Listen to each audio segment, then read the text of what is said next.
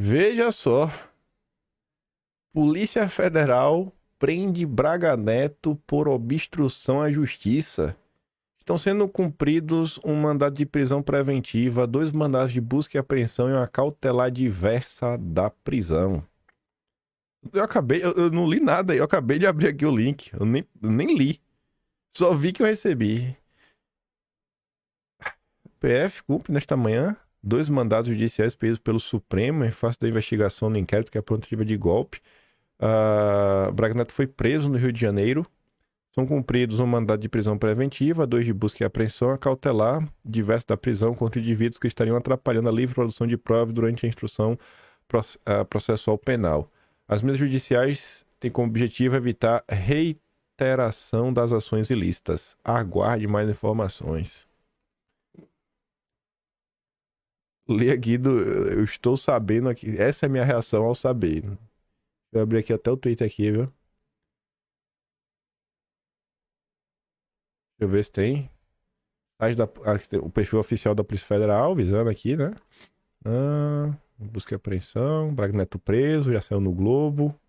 Foi preso em Copacabana. O pessoal tá comentando. Braga Neto preso. Ao longo do dia vai ter mais informação sobre isso, né? Minha nossa! Sempre, o vídeo da sexta-feira é sempre assim, né? Jesus. Até desconcentrei que agora tá falando do Lula. Nossa senhora. Braga Neto preso no sábado, viu? Rapaz. Ai. Eu tava até aqui no clima bacana aqui, né? Pô. Mas vamos continuar. Também a gente comenta mais sobre isso. Enfim, seu Lula. Saiu notícias ontem, né? Tá aqui recapitular. Enfim, vamos lá. Ontem, Rafael Gomes postou isso daqui. Você pode ver ali sair 4 bullets, né? Notas sobre eventos políticos importantes, né? Que aplica lá do Mover da turma da TC Investimentos. Aí você vê, ó, olha o horário. 12h29. Lula publica no Twitter vídeo em que caminha no hospital ao lado de neurocirurgião. 1 minuto depois. Lula no Twitter. Estou firme e forte. Em breve, pronto para voltar para casa. 4 minutos depois. 4. Vértices longos da curva, dólar futuro renovam máximas. Lula posta vídeo. Né? Na verdade, isso foi 4 minutos depois. É que 2 minutos apenas depois, que ficou fora de ordem. Dólar futuro opera perto da máxima intradiária. Sobe 1,6% a 6,8%. A turma não tá muito feliz com o Lula não, viu? Não é por nada não. O timing das coisas tá demais. Aí ontem o Estadão conversou com Alberto Ramos, um economista aí da Goldman, que disse que estrangeiro que ainda olhava o Brasil jogou a toalha após o pacotinho, né, o pacotinho de corte de gasto do Haddad. Na visão, as medidas de corte de gastos foram um pacotinho e as metas fiscais prometidas já não condizem com a realidade da economia brasileira. Nesse contexto, o aumento de juros sinalizado pelo BC pode não ser suficiente se o governo do Lula mantiver uma política fiscal expansionista. O risco à frente é crescimento a 1%, inflação a 6% e câmbio a R$ 7. Como fica a cabeça do investidor estrangeiro meio a tudo isso? O gringo está também ficando muito negativo. Esse investidor estava pouco interessado no Brasil. O que vi até há pouco tempo era um local muito negativo e o gringo desinteressado. Dos poucos gringos que estavam interessados, alguns já estão jogando a toalha. Isso não é um bom sinal. Obviamente que ninguém deseja que o país seja um local onde ninguém tem interesse. Mas a gente vai falar um pouco mais sobre essa questão de investimentos como um todo. Mais grave isso daí na cabeça. Seguindo o que a própria Veja comentou nos últimos dias, outras pessoas também, Lula não aprendeu nada. Repete Dilma, mas espera resultado diferente. Realmente é o governo Dilma 3. Como se não bastasse, toda essa irresponsabilidade fiscal, gastando muito mais do que arrecada. O Poder 360 comenta ainda mais sobre os Correios, que vem sendo alvo de notícias dia sim, dia também, pelo menos na última semana, seja pelo rombo bilionário, pelo aumento dos custos com marketing, mesmo diante de um rombo bilionário. E agora, sob risco de falir, Correios gastam 200 milhões em Vale Peru. Os Correios vão gastar aproximadamente 200 milhões de reais para pagar um benefício de fim de ano de R$ 2.500 para cada um dos seus 84.700 funcionários. O nome do pagamento extra é chamado pela estatal de Vale Peru. Bobagem, né? Só 200 milhões. Mas vamos lá. Comentamos nos últimos dias que estava aí já tudo organizado para a sabatina acontecer entre quinta e sexta-feira. Pois bem, teve a sabatina. A esposa aí, né, a mulher do Camilo Santana, ministro da Educação de Lula, ex-governador do Ceará, se torna a nova, como seria, a juíza do TCE, ministra do TCE, enfim, né, para cargo, do Tribunal de Contas do Estado. Foi uma votação secreta. De 41 parlamentares presentes, 36 votaram a favor, só 5 votaram contra. Essa grande psicopedagoga vai ocupar um cargo no Tribunal de Contas. Psicopedagoga no Tribunal de Contas da União. Tudo a ver. Mas isso é a cara do governo Lula. Já é a quinta esposa aí de políticos de esquerda que assumem um cargo igual. Então, nada muito novo. Só mostra o estado de coisas que o Brasil vive. Só um segundo. Aí junte todos esses casos, né? A forma como o governo Lula trata de indicações, trata as empresas estatais, trata a política fiscal, vem trabalhando aí dia sim, dia também, para aumentar a arrecadação, ou seja, mais impostos. E no meio disso tudo, a gente tinha a reforma tributária, que é um assunto estrutural, que pode aí mudar e muito o cenário do Brasil, por bem ou por mal. E, você vê aqui, Flávio Rocha, dono da Riachuelo. Conseguimos piorar o impiorável. Conseguimos piorar o impiorável, vamos ter retrocessos nas 3 frentes que foram prometidas. Não vai ter simplificação, não vai ter queda de informalidade, pelo contrário, e não vai haver queda da litigância tributária. Declarou ele durante participação no mais recente episódio do Esfera Cast, né? O vídeo do Grupo Esfera agora tem até podcast. Só falta o Leadcast, que é o podcast do Dória. Na opinião do empresário, a reforma desonera fortemente os setores que têm condição de repassar imposto para preço e chama para pagar a conta setores onde 1 ou 2% a mais de carga tributária pode determinar a quebra do formal e o crescimento do informal. Esse desequilíbrio é um defeito estrutural da reforma tributária. Então, assim, por que você olha no Brasil? Tá difícil ter fé. Tá difícil ter fé, mas a gente tem fé. A gente sabe que é o Lula.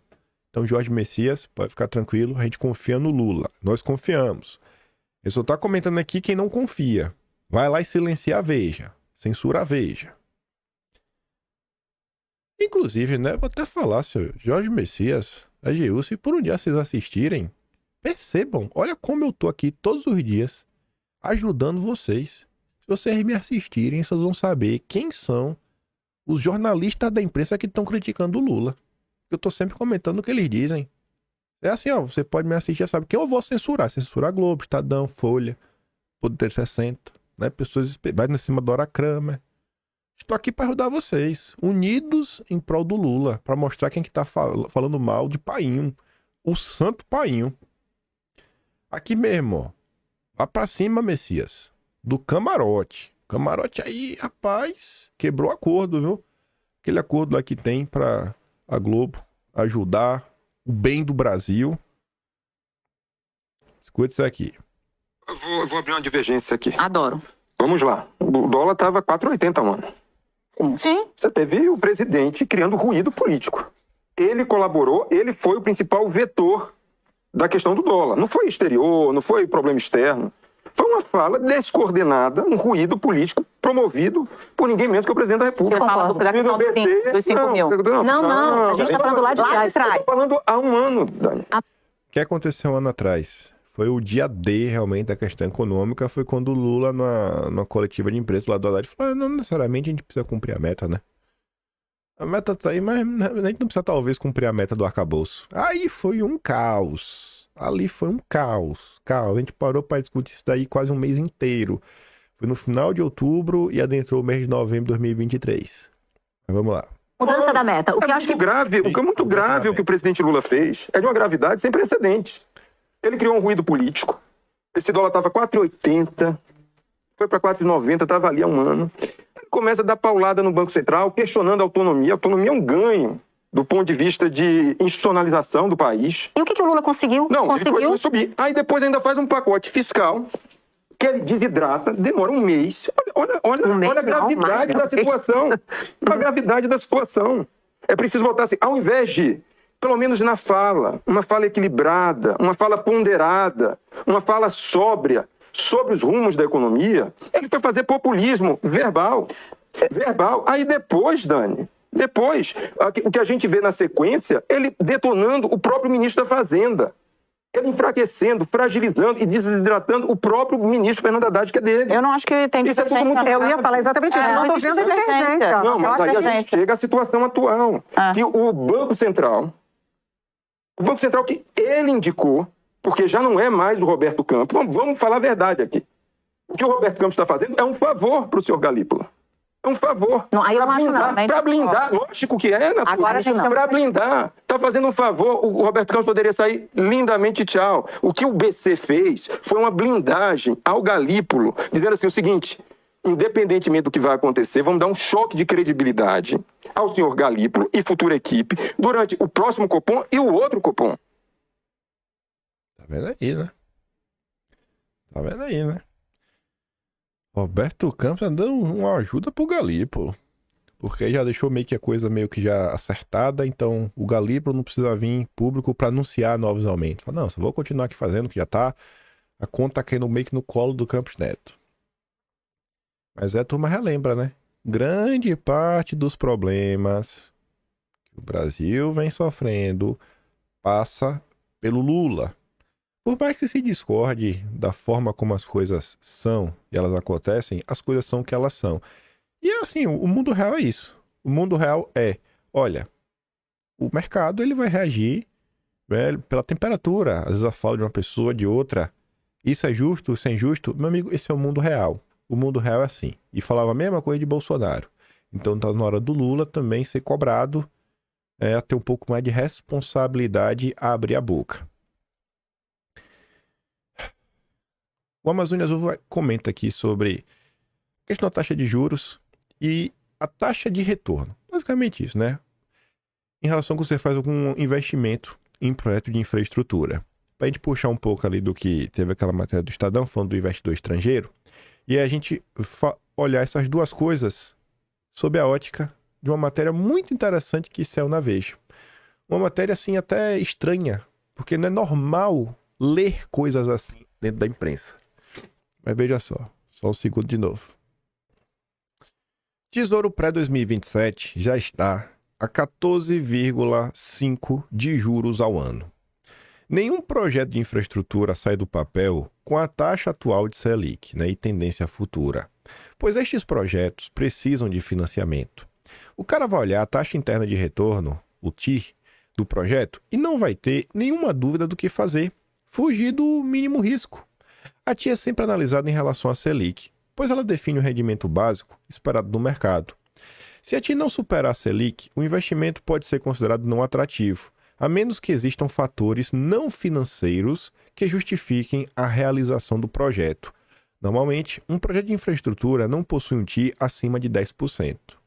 A gente comentou sobre essas questões nos últimos dias, falando, né, do Brasil, a turma do rentismo, e muitas vezes os liberais, eles adoram colocar palavras na sua boca, não tentar entender nada e fingir que especulador é investidor. Aí a turma da Veja publica uma nota que eu falei, minha nossa, Eu não acredito que essa nota foi publicada na imprensa. Finalmente saímos, né, daquele beabá básico, da mesma gritaria de sempre, da política fiscal, da política monetária, e tentar debater assim, alguns assuntos que podem fazer com que o Brasil, pelo menos, saia da inércia e comece, quem sabe, a andar um pouquinho para frente. Resolver as questões econômicas do Brasil não necessariamente depende única e exclusivamente dessa discussão fiscal. Tem algumas outras coisas que também precisam entrar na equação. E não tem nada a ver com canetada, não tem nada a ver com imprimir dinheiro, não tem nada a ver com, sabe, controlar os juros na marra. Não. Mas os liberais muitas vezes não querem discutir isso. A economista Luciana Young, não sei como se pronuncia o sobrenome dessa senhora, ela fala o seguinte: o preço da incerteza. E tem tudo a ver com o que o Amazônia Azul está falando. Alguns anos atrás, 3 famosos economistas brasileiros, Pércio Arida, Baixa e o André Lara Rezende, a nata aí dos liberais brasileiros, escreveram um excelente capítulo de livro publicado no exterior pelo MIT Press. O capítulo se chamava, já vou ler em português, Crédito, Juros e a Insegurança Jurídica, conjecturas sobre o caso do Brasil, e versava principalmente sobre os motivos de inexistir no nosso país um mercado de crédito de longo prazo, ou seja, era um capítulo sobre macroeconomia. No entanto, seu impacto talvez tenha sido igualmente grande entre os estudiosos de direito e economia. Direito. Por que direito? O motivo foi um parágrafo colocado no meio do capítulo.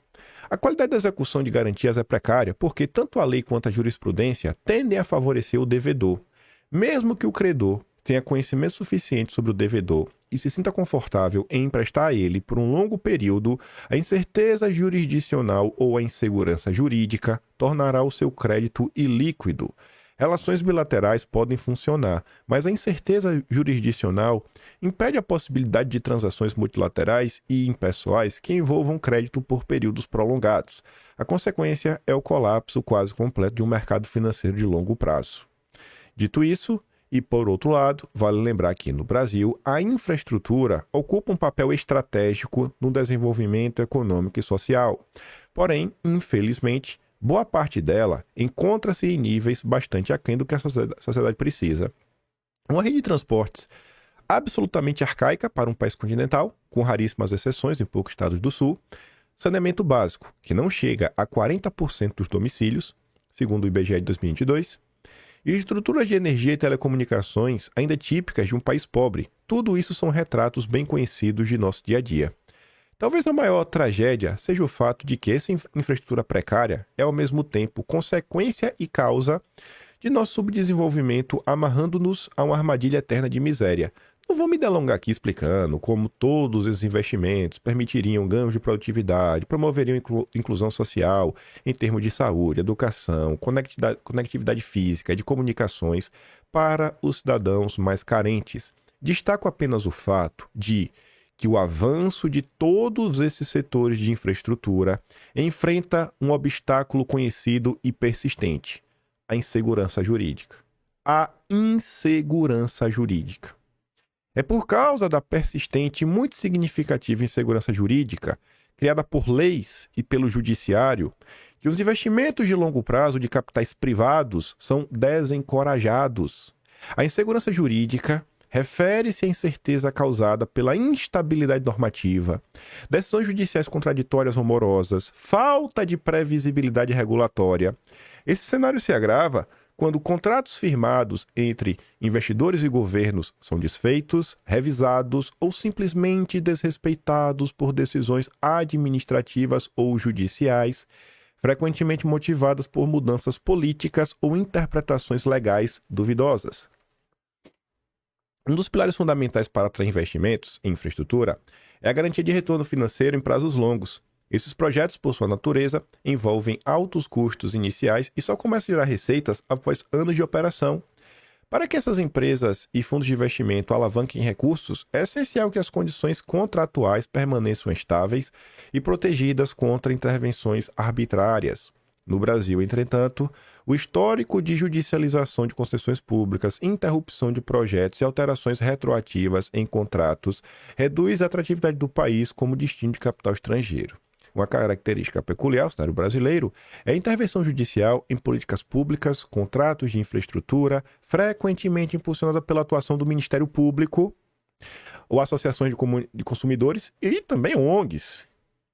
Embora legítima, essa atuação muitas vezes desconsidera os impactos econômicos mais amplos, como aumento no custo de capital ou a retração de investidores. Vamos dar um exemplo? Margem Equatorial. Outro exemplo, a Ferrogrão. As ONGs não querem que construa por nada, fica aí tentando embargar o tempo inteiro. Adicionalmente, é extremamente comum a existência de decisões divergentes sobre temas semelhantes, criando um ambiente de incerteza. Um efeito crítico da insegurança jurídica é o aumento dos custos de financiamento. Bancos e investidores internacionais precificam o risco jurídico em suas avaliações, elevando as taxas de juros para projetos brasileiros ou mesmo excluindo o país de suas carteiras de investimento. Além disso, investidores frequentemente buscam mecanismos de proteção, como seguros internacionais contra riscos políticos, o que adiciona custos, reduz a competitividade de projetos brasileiros em relação aos de outros mercados emergentes. A incerteza também afeta a formulação de projetos.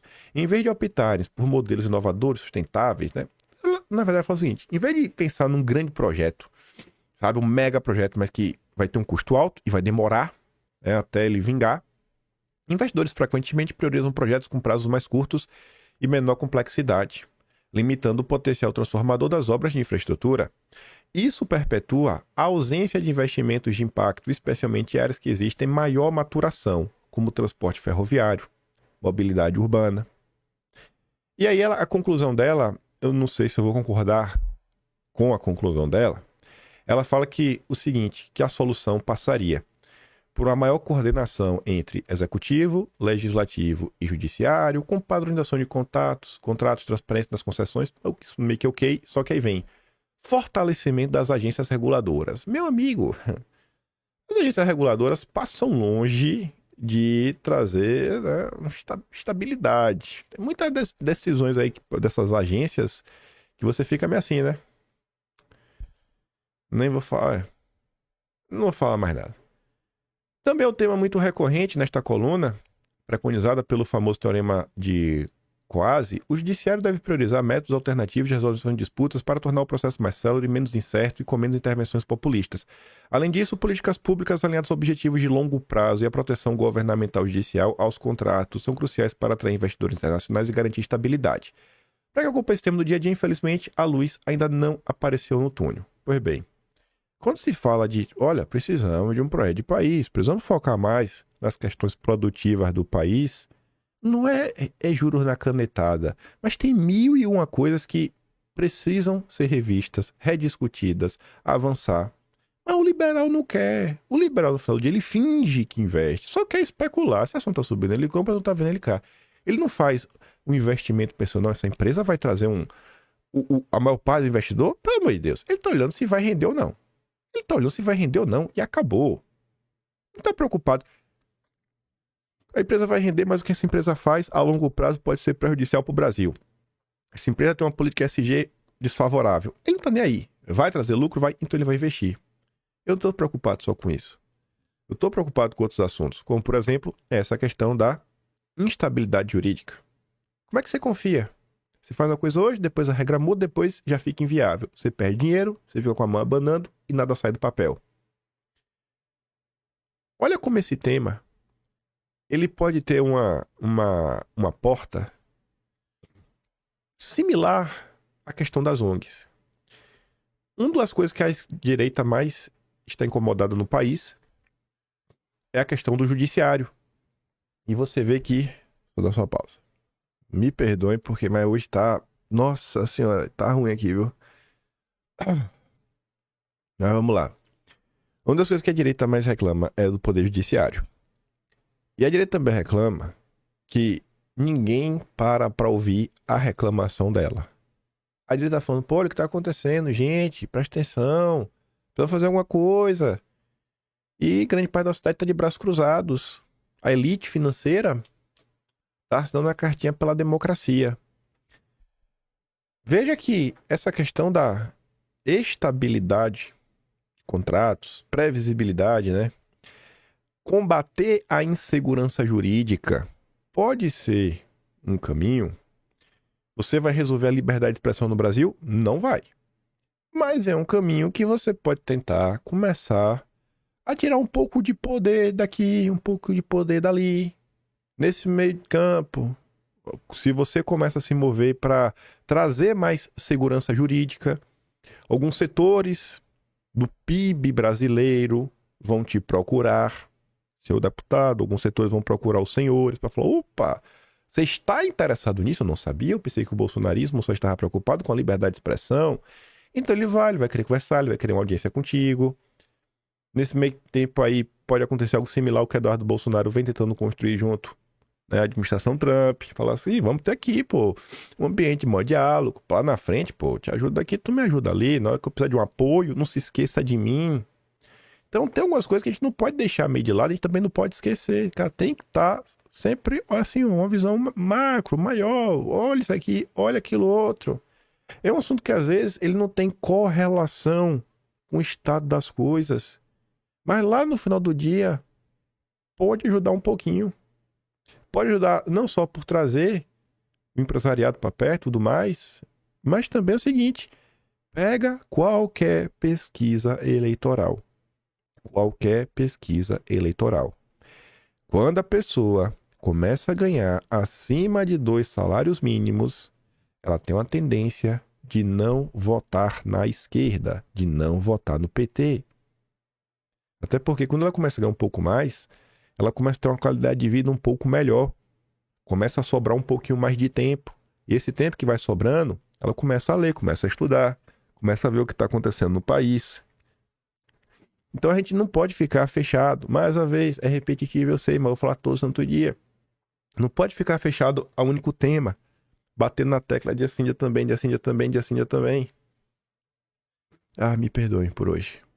E tá aí, sabe? Não é questão de resolver as coisas na canetada, assim, mas tem tanta coisa que influencia no preço do dinheiro, na viabilidade de projetos saírem do papel, de fortalecer o setor produtivo, que vai gerar empregos no final do dia.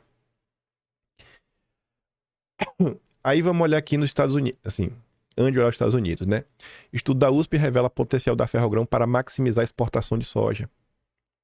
Porque vai baratear o custo, mas não sai do papel. Por quê? Questão judicial, morosidade, que é exatamente o que está comentando. Quando foi que vocês viram o liberal preocupado com a Ferrogrão? Meu Deus, vamos fazer aqui. Podia ser muito dinheiro para eles, né? Investir. Possivelmente aí as ações da empresa que vai construir a Ferrogrão iriam crescer. E uma IPO é uma coisa, não estão nem para nada, né? Tá ali o Amazônia Azul comentando. Enquanto nenhum projeto estratégico para o país foi iniciado nos últimos 2 anos, a Ferrogrão continua parada judicialmente. Aí vamos para os Estados Unidos. Qualquer pessoa que investir 1 bilhão receberá licenças aceleradas. No Brasil a gente não tem segurança jurídica. Nos Estados Unidos o cara tá falando, irmão, além da segurança jurídica, eu vou acelerar. Tu quer meter a broca no chão? Eu vou acelerar. Eu vou te ajudar a pisar no acelerador pro teu ganho, o retorno vir mais rápido e ficar ainda mais atrativo. O senhor Donald Trump diz que qualquer pessoa ou empresa que investir pelo menos $1 bilhão nos Estados Unidos receberá aprovações e licenças totalmente aceleradas, incluindo, mas não se limitando, todas as aprovações ambientais, que é a razão que a Ferrogrão não sai do papel. O Lula até podia continuar falando um monte de besteira se ele quisesse. Mas você vê, tem a ver com canetada, imprimir dinheiro, controlar coisa na marra? Não. A equipe de transição de Trump está trabalhando em um pacote para ser lançado poucos dias após sua posse em 20 de janeiro para aprovar licenças de exportação para a prática de gás natural liquefeito e aumentar a exploração de petróleo em terras federais na costa dos Estados Unidos. Não ficou claro no primeiro momento como Trump poderia contornar comissões independentes, como a Comissão Federal Reguladora de Energia, que recentemente exigiu análises ambientais adicionais para a prática de GNL. O Trump também planeja revogar alguns aspectos das regulamentações do Biden e da principal legislação climática, como créditos fiscais para veículos elétricos e novos padrões de usina de energia limpa. Outra coisa que o Trump aí, e até o Biden também, não vão deixar avançar, é a venda da US Steel, né, uma siderúrgica norte-americana, para Nippon Steel. A Tsuyu comenta, né? O quase lamento do jornal Mainichi ao dar a notícia de que Trump possivelmente impedirá a venda da US Steel para uma empresa estrangeira. Nesse caso, a japonesa Nippon Steel. E isso em nome da segurança nacional. Será que Trump é um comunista? Será que Trump é um comunista? Ou ele tá pensando lá na frente? Porque assim, ó, do Japão para os Estados Unidos tem um oceano, né? Se algum inimigo... Se você entrar em um conflito, realmente, um conflito real, aí teu inimigo coloca um navio ali, na costa japonesa. Tu já pensou se tudo depender? Né? Aí você tá na situação, enfim, tanto o Japão falar, irmão, ó, me perdoa, eu tô precisando de mais aço do que tu tem pra vender. Eu não quero nem te vender mais, eu vou vender pra mim mesmo. Me perdoa, Trump. Toda a produção de aços eu vou levar embora. Ah, mas a fábrica é minha, tô nem aí, vou ter prejuízo, a gente tá numa situação diferente. E o Trump tá falando, não, a gente vai ficar com uma fábrica aqui, viu? A fábrica vai continuar sendo americana. Não vai ser japonesa. O Trump é comunista, por alguns liberais brasileiros. Aí veja, hoje finalmente vai dar fala de algumas coisas. Por que os Estados Unidos do Trump dá certo? Porque o Brasil de Lula dá errado. Se discutiu a questão do acordo Mercosul-União Europeia. Só quero destacar uma coisa, que é essa matéria do Jamil Chad. Acordo Mercosul-União Europeia prevê punição por violar pacto do clima ou democracia. Um acordo econômico que vai ter punição para violação de pacto da democracia. O acordo do Mercosul Europeia estabelece suspensão do pacto caso algumas das partes viole o Acordo de Paris sobre mudanças climáticas, ou mesmo promova a ruptura democrática. O que é isso? Eu nem sei, né? Ruptura democrática, o que eles quiserem que seja. O texto fala em cooperação para que o Acordo de Paris seja implementado por todos, mas o documento aprovado abre as portas para que o tratado comercial seja suspenso caso um dos lados viole seus compromissos climáticos. O acordo é uma espécie de seguro contra a eventual retirada do Acordo de Paris por parte do governo de Milei ou um futuro governo brasileiro que opte por abandonar o controle na Amazônia. Ou seja, se você for para cima das ONGs, e se você der uma banana na página da SG, esse acordo aí vai começar a entrar em risco. Tem como dar certo uma coisa dessa?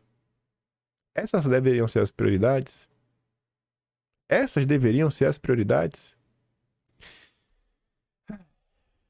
Frigoríficos devem ser as empresas mais beneficiadas com o acordo Mercosul-União Europeia. Aí tem o nome. Aqui é o Globo Rural, da Globo, né? Olha os principais beneficiados. Grandes grupos como JBS, Marfrig e Minerva são alguns que possuem unidades habilitadas para embarcar o mercado europeu e podem ser favorecidos. Porque agora, para você vender para a Europa, tem que comprovar que seu produto não vem de área desmatada, tem um custo envolvido nisso. Então, esse tal acordo de livre mercado não tem nada. É piada, é conversa mole. Você ter acesso, continua tendo regras. Tem um compliance.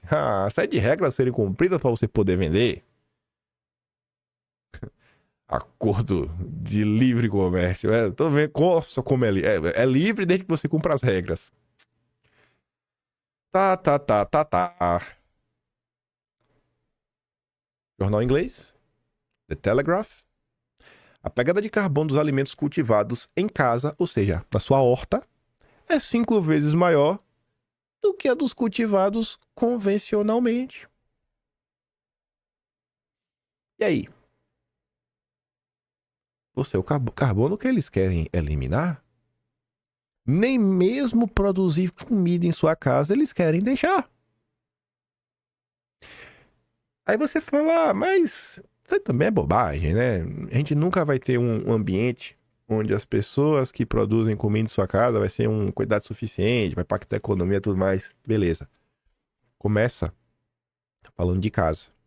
Daqui a pouco esse entendimento começa a se ampliar e começa a valer para a fazenda. Da mesma forma que não é qualquer um que pode vender mais para a Europa, você pode pegar a regra assim e falar, peraí, qual é a tua pegada de carbono por cabeça de gado? Por cabeça, então você não pode. O gado só pode entrar se não for terra desmatar, todo o processo que já tem, e também tem, né, o limite de emissão de carbono. a sua pegada está muito alta, né? A sua forma de produção é ruim. Então a gente não tem interesse em comprar. E a gente não tem interesse em comprar porque a gente quer que você quebre. Pelo bem do planeta, você precisa ir à falência. Porque você não consegue entregar a efetividade que a JBS entrega. Você acha que isso é maluquice, né? Deve ser maluquice. Vamos esperar um tempo. Vamos esperar daqui uns 5 anos. Quem sabe a gente volta nisso. É para essa direção que o mundo está marchando. Isso aqui eu não vou comentar hoje. Mas seria assim o Zé Fini. Uma empresa aí. Vou até mostrar isso daqui, né? Eu venho acompanhando a Ambipar tem tempo. O pessoal lá os liberais do Twitter que estavam comentando muito sobre ela. Porque ela tava tipo R$8.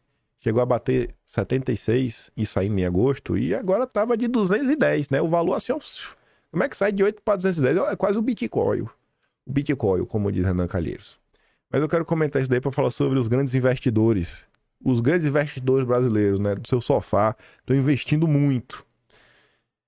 E aí falar, né, do uso do dinheiro em grandes investimentos. Mas deixa pra gente comentar com calma isso daí e outros assuntos.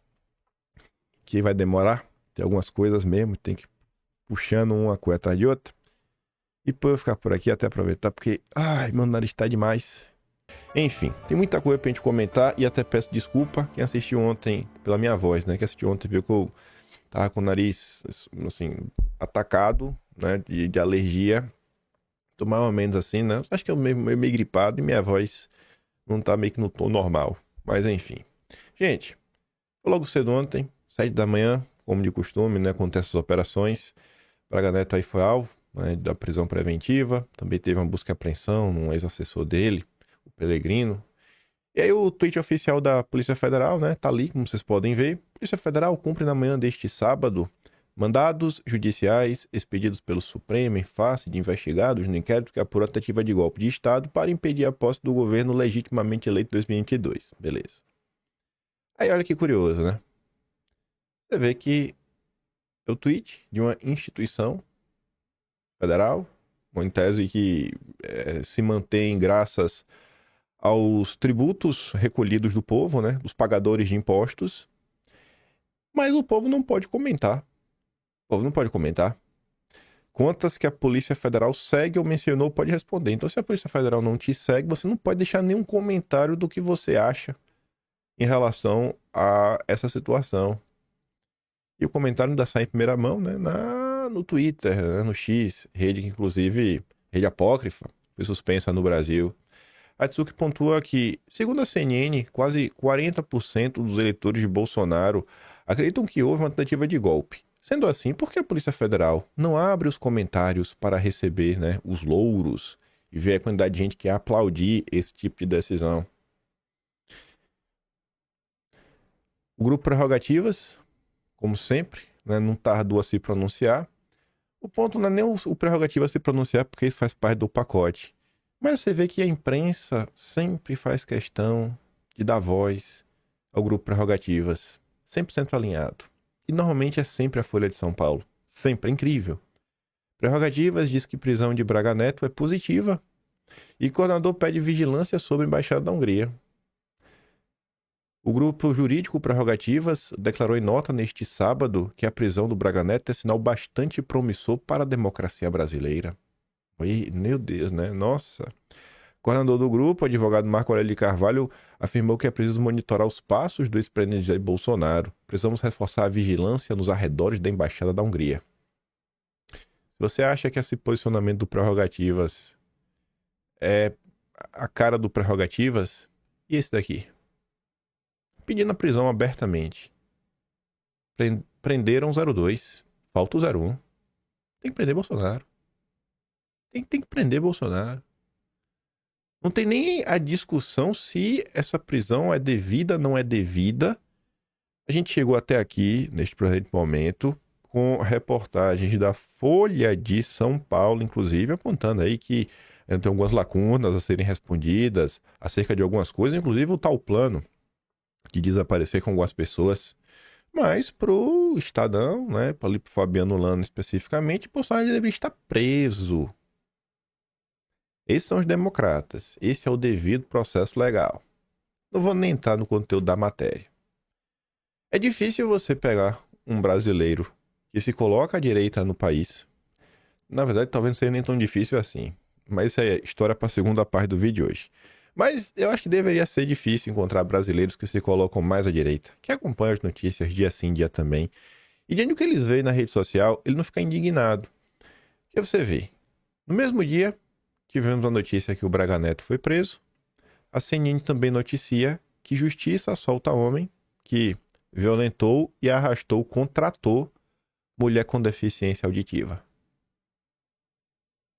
Sabe, assim, poxa, cara, isso dá muita revolta.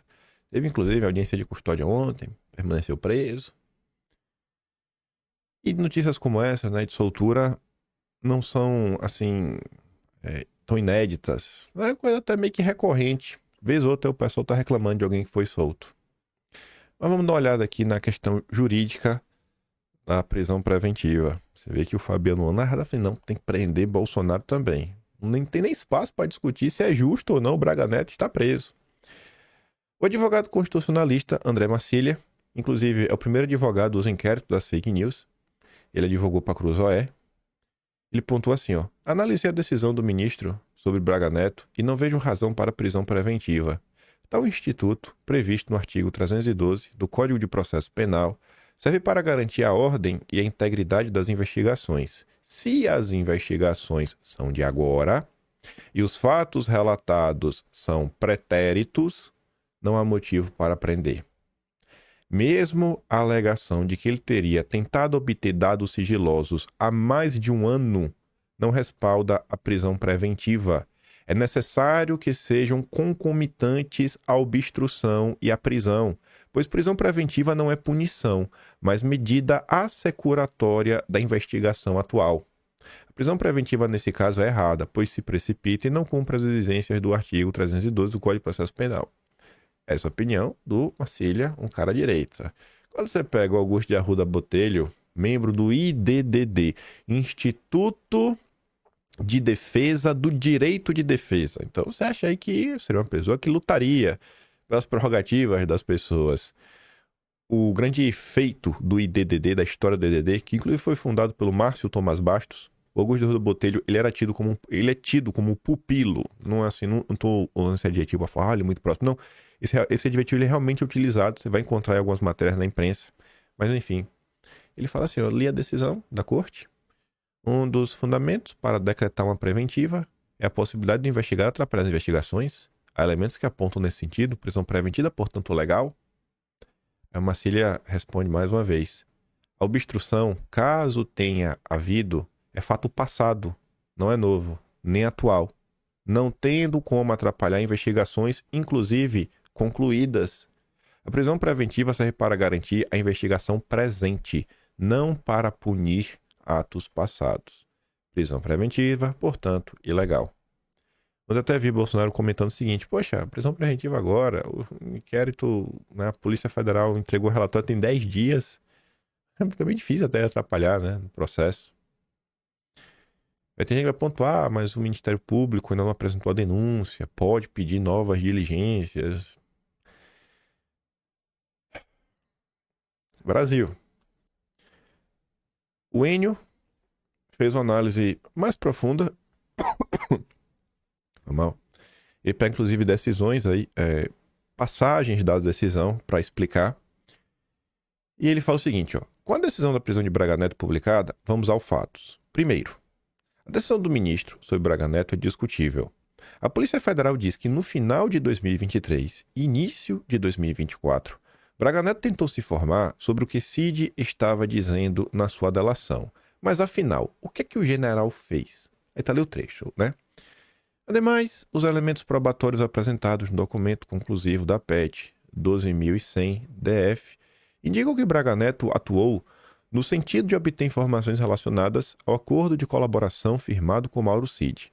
A referida constatação decorre especialmente da localização de um documento na sede do PL que descreve perguntas e respostas relacionadas ao acordo firmado entre Mauro Cid e a PF. Nada obstante aos elementos coligidos no decorrer da PET, blá blá, né? Enfim.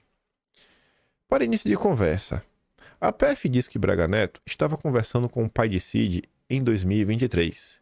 para fazer pressão sobre ele. Aí o Enio fala o seguinte: tem um problema nisso.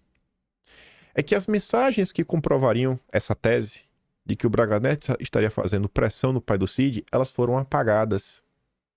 E a PF tem apenas o registro do contato. Tá ali. Lorena Cid demonstrou que todas as mensagens trocadas por meio do aplicativo WhatsApp foram apagadas nas primeiras horas do dia 8 de agosto de 23, 3 dias antes da mencionada operação. Então, o que você tem são os registros. A mensagem está apagada.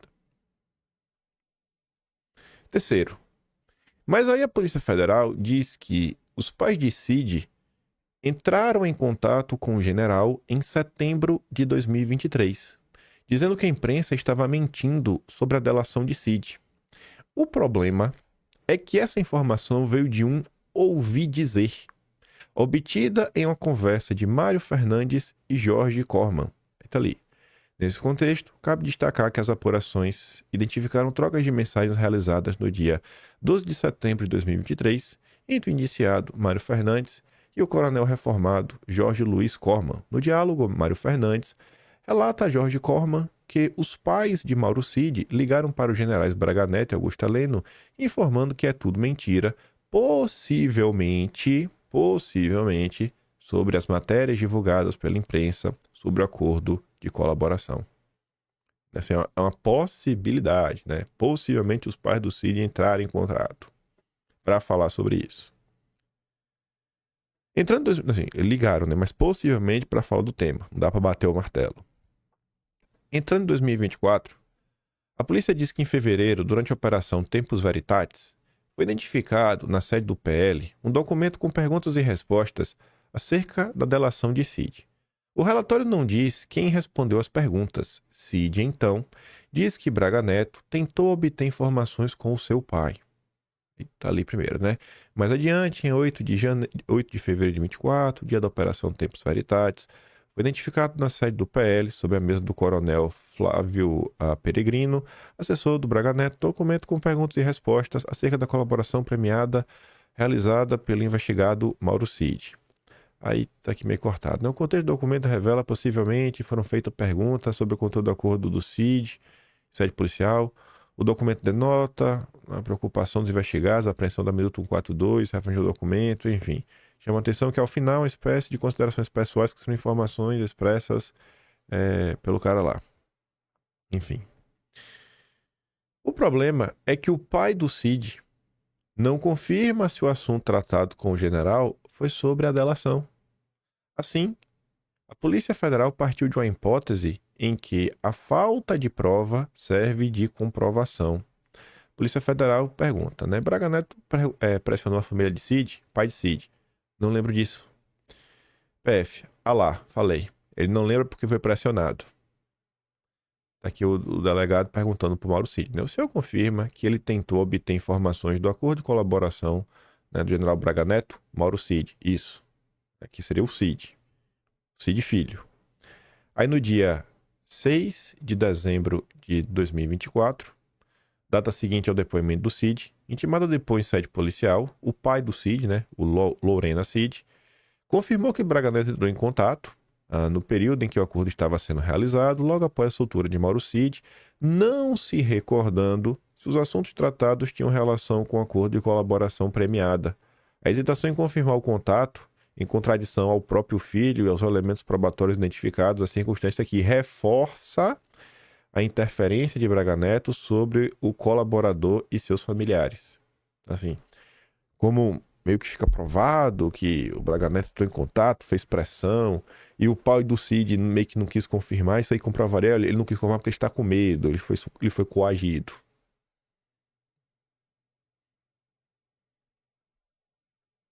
Pelo que está exposto na representação da PF, a prisão preventiva é discutível, seja pela falta de provas, seja a falta de conexão, seja sobre a falta de contemporaneidade da conduta. Para quem quiser ler, está aqui. Você viu, ele falando, não estou falando que é certo ou errado, é discutível. É discutível. Tá aí. Dois posicionamentos aí, né? Tanto do Enio quanto do André Marcília, mais técnicos sobre o ocorrido. Saiu uma nota na Folha de São Paulo, você vê aqui o horário, né? 11h16. Foi antes até dessa thread aqui do Enio, que eu não sei nem se o pessoal teve tempo de ler, né, a decisão, não sei nem que a decisão ficou pública, já estava desde o início. Mas achei curioso, que foi o seguinte: bolsonaristas avaliam que Braga Neto caiu em armadilha da família de Cid. Aliados de Bolsonaro dizem que os detalhes da prisão do Braga Neto reforçam uma suspeita antiga de que ele teria caído em uma espécie de arapuca, armada pelo general Mauro Lorena Cid, pai do Mauro Cid. Mensagens mostram que Lorena Cid procurou Braga Neto em setembro do ano passado. Vejam só, foi o pai do Cid que procurou Braga Neto para garantir que seu filho não estava fazendo delação premiada, mesmo após a colaboração já ter sido fechada e homologada pelo Supremo. Estranho isso, né? Assim, como é que já tinha sido fechada a delação? Já tinha sido fechada. Aí você você busca um contato para falar, não fechou nada não. Pô, pra que você busca um contato para mentir pro Braga Neto? A turma fica meio assim, né? Pô, realmente é meio estranho esse tipo de contato. Braga Neto, relatam interlocutores de Bolsonaro, custava acreditar que o integrante das Forças Especiais do Exército, não Quides Pretos, como Mário Cid, entregaria companheiros de farda e de governo. Assim, ele sentiu-se mais confortável para conversar com pessoas que posteriormente poderiam fornecer informações à PF sobre a suposta trama golpista. Braga Neto, neste processo, teria inadvertidamente produzido provas contra si e outros implicados. Assim, o cara chega pra ele e liga, né? Olha, não teve nenhuma delação, não teve nada. Assim, pra tentar meio que criar uma certa confiança. Aí Braga Neto fala, não tem nada, então vou tentar conversar com fulano, ciclano, beltrano. E nessa aí de conversar com um com o outro, não deveria, acabou produzindo provas contra si mesmo.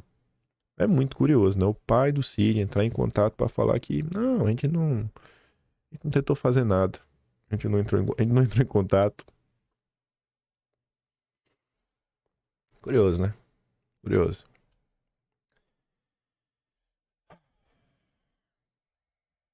A Bia Kicis ontem pôde ir na CNN, que ela mandou muito bem aqui uma fala de 3 minutos. Vocês devem ter visto, mas eu quero ouvir com vocês mais uma vez.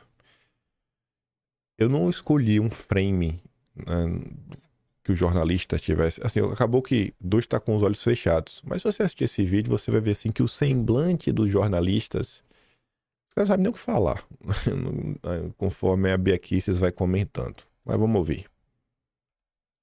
Luísa Martins, quer arrematar nossa entrevista? Fazer só mais uma pergunta, deputada. A gente viu recentemente, foi divulgada uma pesquisa Quest que apontou que entre os eleitores do ex-presidente Jair Bolsonaro, quase 40% entendem que de fato houve uma tentativa de golpe. Como que a senhora avalia esse cenário? Eu desconheço essa pesquisa. A última que eu vi dizia que 80% da população não acreditava em golpe. Então, pesquisa tem para todo gosto. Pesquisa tem para todo gosto, tá? Agora, eu acho muito absurdo, né? Falar em Kid Preto, em grupo de elite que não conseguiu dar um golpe porque não pegou um táxi. Então, é tudo tão risível, é tudo tão absurdo, tão fantasioso, que não dá pra gente conversar, a não ser partindo pro deboche. Então, assim, nada do que esse povo fala pode ser levado a sério. Desculpa, eu não vou levar a sério, porque eu sou uma pessoa séria, eu tenho uma formação acadêmica séria, eu sou uma parlamentar séria, então eu não vou ficar entrando em conversa de maluco. Da minuta apócrifa que fala em golpe, conversa de WhatsApp, igual aqueles empresários que foram presos que fizeram um joinha. Todo esse tipo de coisa, todo esse absurdo já vem acontecendo há muito tempo e vão só aumentando, engrossando o caldo. A temperatura está subindo muito. Pode ser que eles queiram prender muita gente ainda. Todas essas prisões são ilegais, são absurdos. O que a gente está vivendo é um verdadeiro inferno para as pessoas que essas sim são cumpridoras das leis. Tá? Então a bandidagem está solta, todo mundo sendo liberado, bandidos condenados, pessoas que devolveram milhões, que réus confessos, não soltos. O PT está aí roubando de novo, as estatais que estavam dando lucro no governo Bolsonaro, de novo dando prejuízo, os pobres dos funcionários que dependem dos fundos fundos de pensão aí das estatais, de novo tendo que pagar essas dívidas, vendo as suas aposentadorias em risco. O crime voltou ao Brasil e sem cerimônia, é disso que se trata. Agora vão ficar fazendo phishing expedition, pegando o celular das pessoas para ficar procurando provas, para sustentar uma narrativa absurda. Eu confesso para vocês que a gente já está cansado dessa palhaçada. Tudo que está acontecendo, que o Brasil está vivendo é uma palhaçada. As pessoas de bem não toleram mais isso, o povo não aguenta mais. E a gente fica assistindo aí boa parte da mídia tentando fingir que está tudo bem no Brasil. Fingir que nós vivemos uma democracia maravilhosa. Não tem democracia, tem tirania, tem censura. Todos os dias a gente assiste julgamentos em que querem censurar. O Supremo tentando calar parlamentares. Parlamentares sendo indiciados por fala na tribuna. Como é que eu vou ficar aqui preocupada com Kid Preto, com Minuta? Que palhaçada tudo isso. Um general 4 estrelas preso porque, a princípio, quis saber o que aconteceu numa delação premiada. O que que tem isso? Curiosidade agora é crime? Façam-me o favor. Vamos deixar de palhaçada. Vamos ter coragem de falar o que está acontecendo. O que está acontecendo é tudo ridículo, uma palhaçada. E ninguém acredita nisso. Acho que a Bia falou que muita gente queria falar e às vezes não tem uma oportunidade. E esse vídeo, obviamente, né, circulou e circulou muito. Que nunca mais vão chamar a Bia pra ir na CNN. Ela mandou bem. Vai ficar banida aí da CNN pelo resto dos dias. Ai, e jornalista escuta, gente. Sendo que entra por um ouvido, sai pelo outro. Mas enfim. Vamos para a nossa segunda parte, que começa, inclusive, nesse vídeo. E aí tudo tá acontecendo, né? Eu tomei por padrão agora, adiante, há um tempo já. Sempre que tem algum caso muito disruptivo, eu falo, vou respirar. Vou esperar primeiro para ver o que é que vai acontecer, o que é que vai se desdobrar. Minha opinião não vai salvar o Brasil. Então, esperar, né? Muita ajuda quem não atrapalha. Esperar no primeiro momento para ver. E fiquei lendo muita coisa, né? Como sempre, de costume, mas ontem mais do que o de costume. E ontem eu tentei ler mais na rede social para ver como é que tá a percepção na sociedade, muito mais que a percepção dos jornais. A Tsuki, eu acho que ela sempre escreve bem algumas coisas, para mim, quando tá assim, questões ligadas à emoção. Ela aborda a questão aí do que a Bia Kicis disse, e ela também tenta responder de questionamentos que eu acho que talvez, eu acho que tenho quase certeza que vários de vocês, né, possam ter também, e talvez até se identificar com algumas coisas. Ela fala assim, ó: havia falado para mim mesma que não expressaria nada pessoal, a não ser trazer eventuais notícias que saíssem sobre mais um dia da democracia pujante do Brasil. Dei um passo atrás diante das perguntas que me mandaram e ao ver a afeição dos jornalistas nesse vídeo. Por consideração a quem me acompanha, me senti na obrigação, sem conotação negativa, de tentar dividir um pouco com vocês como estou me sentindo diante de toda essa situação. O Brasil não vive mais uma democracia há anos. E a ocorrência de hoje foi apenas mais um fardo colocado nessa disputa desigual. A prisão do Braga Neto, por mais que fosse esperada, tendo em vista os episódios anteriores, né, óbvio, deu um baque. Porque, no fundo, sempre existe aquela esperança de que os donos do Brasil não avançarão mais do que já avançaram e que algum tipo de milagre acontecerá e eles serão tocados. E eu acho que isso aí, muita gente se vê assim. Acho que o meu pai do povo brasileiro é um povo pacífico, um povo que não gosta muito de conflito e aquela esperança, não, pô, Deus vai tocar o coração. Não é possível que esse pessoal seja tão malvado assim. Aí, vai lá. Não pega todo mundo de surpresa, mas, pô, mas de novo, vai. É sério mesmo, não tem fim esse negócio. Não aconteceu. Então, o olhar se volta para os jornalistas, para a OAB, ou para qualquer instituição na esperança de uma mão estendida. E, novamente, encontramos apenas o vazio. O editorial de hoje do Estadão é celebrando a prisão. Finalmente, preso. É isso aí. Né? Se os jornalistas já estavam na prisão de Bolsonaro, o jornal não ia fazer nada diferente. A Globo, aquela festa. Não precisa nem falar. Foi de São Paulo, idem. Os portais. OAB. Mercado. A gente vai falar do mercado, né? Que é um setor aí do Estado, mas mesmo muito poder. Não temos ninguém. E isso causa um certo desespero. Olhem a afeição desses jornalistas. A Bia pode falar, pode desenhar, pode pedir compreensão. A Bia pode berrar, xingar, até se jogar no chão. Que nada adianta, pois ele soa com uma parede. Uma parede que democraticamente ouve, mas não escuta, não sente. A sensação é como dar murro em ponta de faca. Claro que eu fico revoltado e com raiva, então recebo perguntas como essas. O que vamos fazer? Eu não vou mentir, eu não sei. Como eu disse, não temos ninguém. Gostaria que alguém, em um passe de mágica, transformasse esse inferno num paraíso, mas isso não vai acontecer. O que o futuro nos reserva, só Deus sabe. Outra pergunta. Por que você não demonstra indignação? Por que isso não te incomoda? Como é que você consegue ser forte? Sabe quando você lê algo tão desconexo do que é real, que você olha, fixa nas palavras e automaticamente sua cabeça balança negativamente, dizendo para aquelas palavras que não. Eu não sou desse jeito aí, sabe? É assim que eu fico. Coisas que eu leio, eu falo assim, eu não vou nem responder isso aqui. Eu me indigno tanto quanto aqueles que fazem uso da caixa alta sem moderação. E me incomodo tanto quanto aqueles que xingam como se fosse um grito de liberdade. A diferença é que eu me esforço para evitar que tais sensações saiam correndo pelos dedos como loucas, mesmo que eventualmente eu ainda falhe, eu ainda sou humana, e agrave uma situação já fragilizada. É meio que um senso de responsabilidade e respeito por aqueles que me acompanham, algo nesse sentido, né? Não mexer com o emocional das pessoas que já está abalado. Apenas sei que eu não me sentiria bem caso jogasse no ar reiteradamente todos os meus rompantes de raiva, desespero e frustração.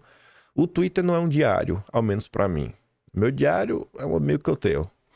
Direto o Brasil acaba. O Brasil já acabou umas 3 vezes antes da madrugada mandando mensagem para ele, mas voltou já. É que reclama, tem que ter, né? Pelo amor de Deus, todo mundo é ser humano, todo mundo fica indignado com o que está acontecendo. Mas na hora que você vai, né, para uma questão pública, que você pode influenciar alguém, que você não seja, né, um instrumento de propagar mais tristeza. Talvez seja por causa dessa reação, ou não reação para alguns, que surge a pergunta sobre como você consegue ser forte. Talvez não seja a questão de ser forte, mas de ter lugares seguros, além de Deus, para desaguar sensações e sentimentos que uma hora pesam demais. Hoje, por exemplo, acabou a cota de Tsuki com Deus. Não sou uma rocha, sou uma pessoa que sente, tem defeitos, medos, incertezas e perguntas sem respostas. Espero que eu tenha conseguido responder as perguntas, transmitir e dividir com vocês uma parcela de como eu me sinto. Acho que talvez vários de vocês se vejam mais ou menos dessa forma. Às vezes, gente, eu vou falar por mim mesmo, sabe? Tanta vez eu estou indignado assim de um jeito que eu respiro. Aí, o que eu tento teorizar dentro de minha cabeça. Antes era algo muito abstrato. Eu não tinha. Agora tá um pouco mais real, mas não tão real assim porque ainda não entende. Mas eu me colocava naquela posição do pai que recebeu a notícia que tá desempregado. Não vai chegar em casa e contar assim pra todo mundo, vai deixar todo mundo desesperado. Falo, pô, e aí? Finge que não tem nada errado. Não é fingir que não tem nada errado, né? Falar assim, olha, vamos ter que fazer aqui umas contenções, né? A gente não sabe, a empresa tá mais ou menos assim, vai que a empresa não dá certo, vai que tem procura de empresa, seria pelo menos assim, sobre aviso. Ainda que você já saiba que você foi demitido, mas você vai pela beirada, pra fazer com que a galera não fique pior. Você fica, pô, depois o menino vai pra escola, triste, fica todo cabisbaixo, a mulher fica desesperada, aí não ajuda nada. Então, tem alguns momentos, você tem que realmente pensar, né? Até porque, se você tá colocando a sua cara publicamente, as pessoas acho que esperam de você um pouco a mais. E eu sempre falo isso, né? Você tem os bônus e você também tem os ônus. Se você não sabe lidar com ambos, aí fica difícil. Tem gente que só quer o lado bom e desprezar o lado ruim. Mas enfim. Outro comentário que eu achei bacana, não sei se vai deixar ninguém mais animado. Eu vi ali do Isentão Cast. Ele comentou assim, ó. Primeiro ele faz um tweet, né? E depois ele compartilha e complementa. Bem, já que todo mundo desistiu da política e fala em cuidar da família, faço a gentileza de não votar no PT e derivados. Pelo menos isso. Quanto a mim, vou continuar falando de política e acompanhando a política, porque nenhuma prisão arbitrária me faz largar a política. Esse é um comportamento que acho que muita gente vai ter. Mas também tem diva de quem fala assim, cara, não aguento mais, velho. Isso tá me abalando demais psicologicamente. Meu Deus, que desespero. E normal. Só não vote no PT. Já tá bom. Já tá bom. Se você não votar no PT, já tá bem bacana. Aí ele volta pra complementar e fala assim, ó. Cara, por que eu digo que a direita desistiu? Porque eu só vejo o lamento. Nenhuma proposta de ao menos evitar a marginalização. Estão completamente entregues. De minha parte, não estou entregue. Alguns chatolinos antipolíticos dizem que não há salvação na política. De fato, não há. Mas não dá para ficar só se lamentando. Não dá para ficar apontando para uma suposta covardia de Bolsonaro para sempre. Não dá para ficar repetindo frase de Olavo de Carvalho para sempre. Porque é sério, gente. Você tá com sua raiva de Bolsonaro. Você pode ficar os próximos meses reclamando. Você pode passar os próximos anos reclamando. Se lá, o pior acontecer com o Bolsonaro, você pode celebrar. Mas o Brasil não vai melhorar por causa disso. Sabe? Você pode até falar assim, me vinguei. Porque às vezes eu acho que até isso, né? Um sentimento de vingança. Me vinguei por tudo que Bolsonaro veio. Pô, beleza, cara. Mas e agora? Agora que a vingança passou, o que é que a gente faz?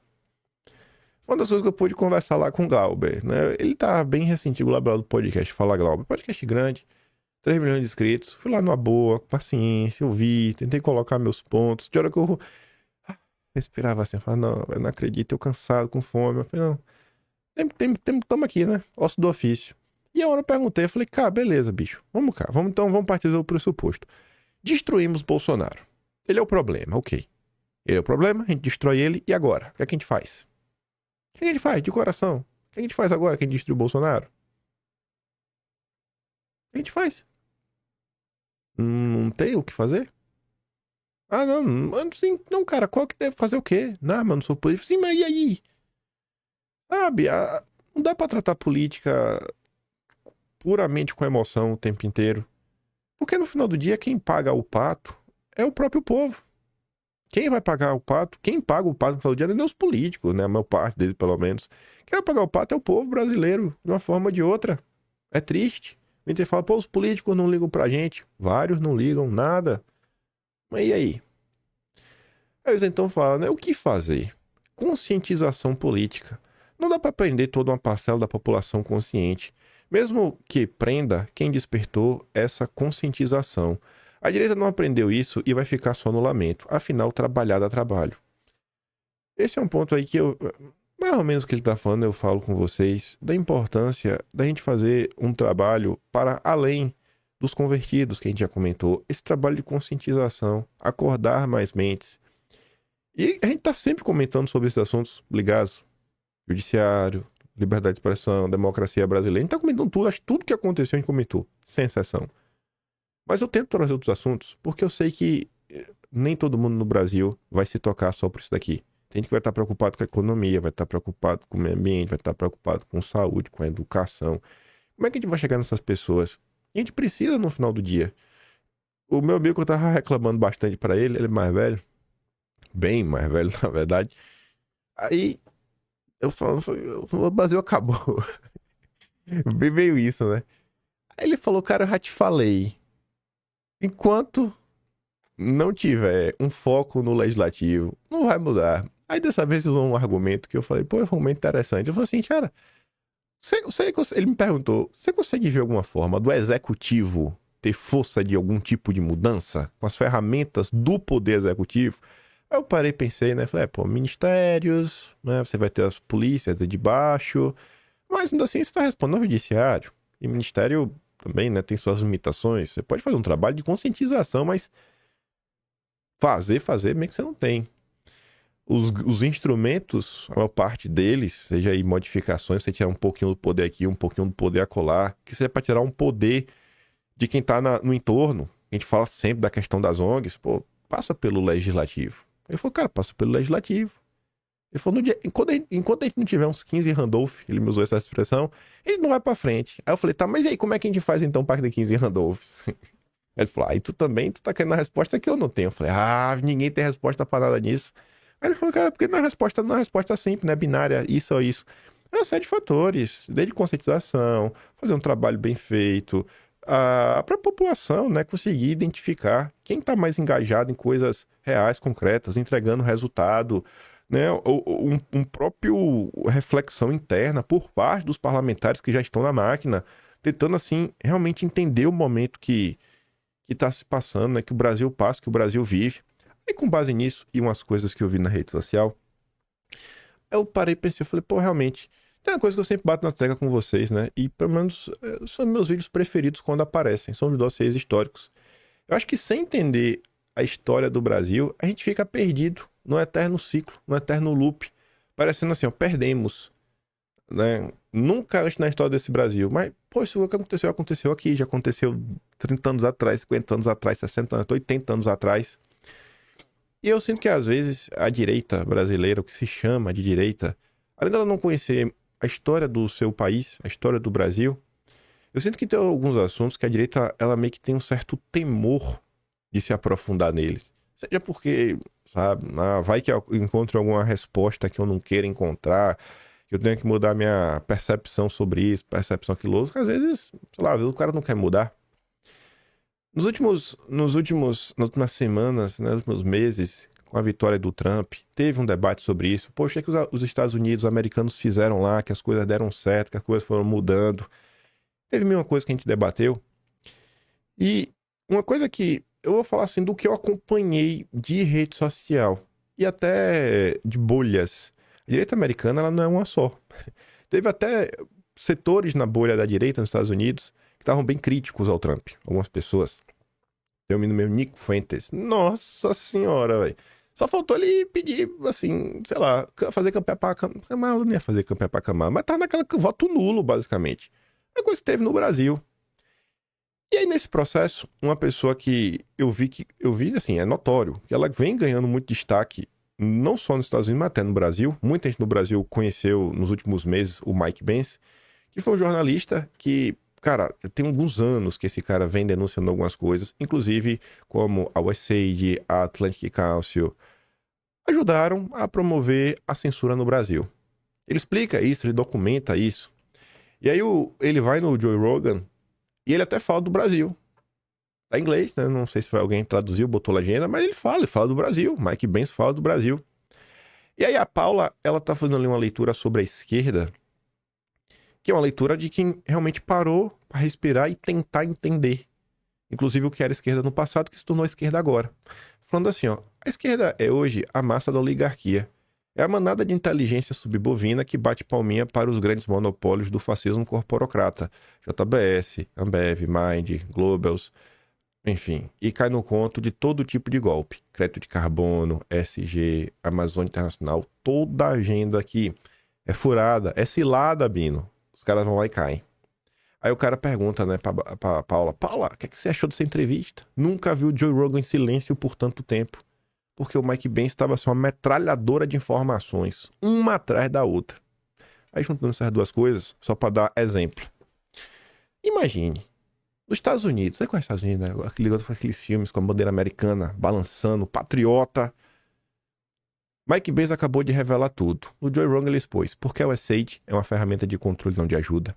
Como a democracia foi redefinida para silenciá-lo, você no caso, né, as pessoas. A verdade assustadora por trás da censura, apoiada pelo Pentágono, nunca vi Joe Rogan tão quieto. Aqui estão 8 destaques imperdíveis. Só mostrar aqui uns 2. Não ajuda na USAID, que inclusive está falando de Brasil. A USAID afirma ajudar países em desenvolvimento, mas Mike Pence diz que, na verdade, é uma ferramenta para aumentar a influência dos Estados Unidos. Ele financia programas de censura no exterior, exportando ferramentas para suprimir a fala e moldar narrativas. Não é ajuda, é controle. Aí vocês perguntam, mas o que isso tem a ver com Braga Neto? Calma. 4DS da desinformação.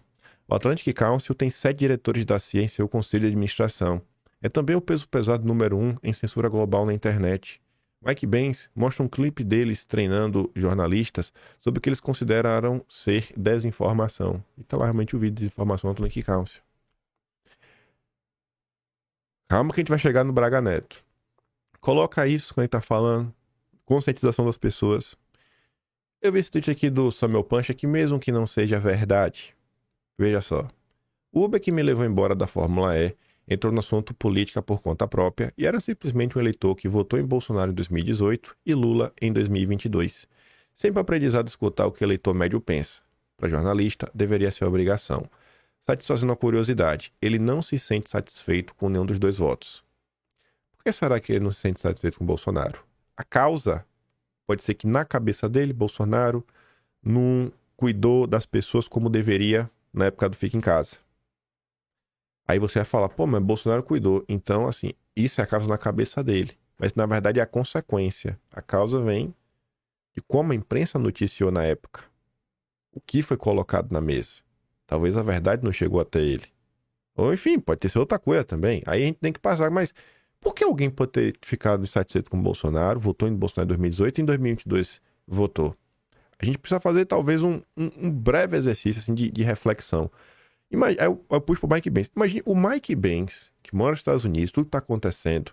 O cara tá questionando, no final do dia, sabe, as instituições de governo. Que é uma coisa assim que não acho que a direita nos Estados Unidos faria assim, não, vamos aqui analisar a CIA, vamos criticar a CIA, vamos criticar o Pentágono. Sabe, são algumas coisas que fica meio aqui, e você fala, se você fizesse isso no passado, você seria acusado de quê? De ser esquerdista. Ela é esquerdista. Tá acusando ali, é esquerdista. Uma pequena sequência, aí vocês vão entender qual é o meu ponto. Uma pequena sequência para vocês entenderem meu ponto. 4 coisas bem rápidas. O Metrópolis aqui nos informa que o PSOL vai pedir a extinção do Kids Preto. Não é de agora. Existe um trabalho organizado ao longo de décadas, que vem de fora para dentro, da necessidade de destruir as Forças Armadas na América Latina, nos países em desenvolvimento como um todo. Você vê o PSOL, que é um partido com raízes globalistas, seguindo nessa mesma toada. Aí a Sarita fala, né, o partido do Adélio quer que o exército não tenha mais forças especiais. É a mesma turma que defende a legalização de coisas, né, e o afrouxamento de leis contra quem vende substâncias que deixam você biruta. Quem também comenta sobre a questão do PSOL é o jornalista do Estadão, José Fux. O PSOL se tornou o partido que mais judicializa a política. O que não ganha no jogo quer ganhar no tapetão, contando com a conivência da justiça. O José Fux também falou o seguinte, só para lembrar aqui, de que um dos grandes temores da turma que fez o L pela democracia em 2022 era um suposto aparelhamento do judiciário que seria feito por Bolsonaro, na linha de Putin, Maduro, Ortega e outras autocracias existentes por aí, de esquerda e de direita, caso ele ganhasse a eleição. No fim, o que está acontecendo agora com Lula é justamente o que se temia que Bolsonaro fizesse. Mas pela democracia vale tudo, né? E o Rogério Marinho diz, na carótida. Lembra a história do batedor de carteiras? Rouba, sai gritando, pega ladrão? As pessoas imaginam que ele é a vítima, quando, de fato, é o criminoso. Tudo em nome da democracia, padrão PT. A Sarita. A gente vai falar da Sarita 3 vezes. A Sarita foi um ótimo exemplo. A Sarita compartilhou o Fux. E ela, assim, eu acho que ela concorda com o que o Fux falou. Mas a Sarita, ela tem um pouco de memória. E ela reflete um pouco, acho que, sobre os acontecimentos. Os defensores da democracia não estão nem aí. No fundo, eles defendiam o atual estado de coisas mesmo. A atual ditadura avança com o respaldo deles. Aliás, Fux, Fux é um dos primeiros a dar respaldo às perseguições, com sua reportagem sobre a rede jacobina. Isso realmente aconteceu. Em março de 2019, Fux acabou por escrever uma matéria que serviu aí, né, para colocar essa narrativa para frente. Foi bem explorada. Vai continuar. Estamos quase chegando lá. Ontem eu estava passando no Twitter, eu vi tanto a Nívia quanto o Flávio, acho que assim, inquestionável que são pessoas de direita, comentando a questão da Transparência Internacional e da JBS, falando assim, o Supremo encaminha a órgãos federais documentos sobre destinação de valores de acordo na Lava Jato. A medida se refere ao pedido da JF para investigar a atuação da Transparência Internacional do Brasil. Aí a Nívia diz, não, você não leu errado. E o Flávio Gordon diz, é surreal. Já a Sarita, de novo ela, a mesma Sarita que lembra do passado, o sujo falando do mal lavado. Por quê? A Transparência Internacional, gente, é uma ONG que opera no mundo inteiro, há mais de 30 anos, sob financiamento dos Soros, que tenta subverter a ordem em diversos países, só para começar. A Transparência Internacional atuou ativamente para derrubar o governo Bolsonaro. Em janeiro de 2020, no relatório da Transparência Internacional, eles já estavam acusando de Bolsonaro estar desmantelando o combate à corrupção. Falaram isso em 2020, 2021, 2022, 2023. Não deve ter 3 dias. Não tem 3 dias. Ó, é que eu vou mostrar. Quem é a Transparência Internacional? Essa daqui, ó. Vou trazer aqui uma pauta que eu acho que a maior parte de você vai falar, pô, mas essa pauta eu meio que concordo com ela. Pera aí.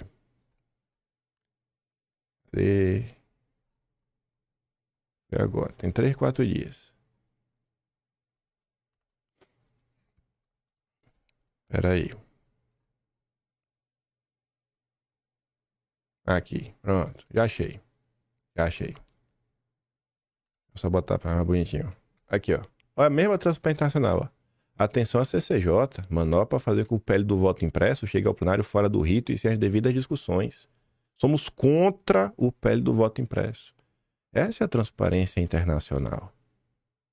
E a Transparência Internacional, no que diz respeito ao acordo, para meio que direcionar, né, o que se discute aí, é uma história muito cabulosa mesmo.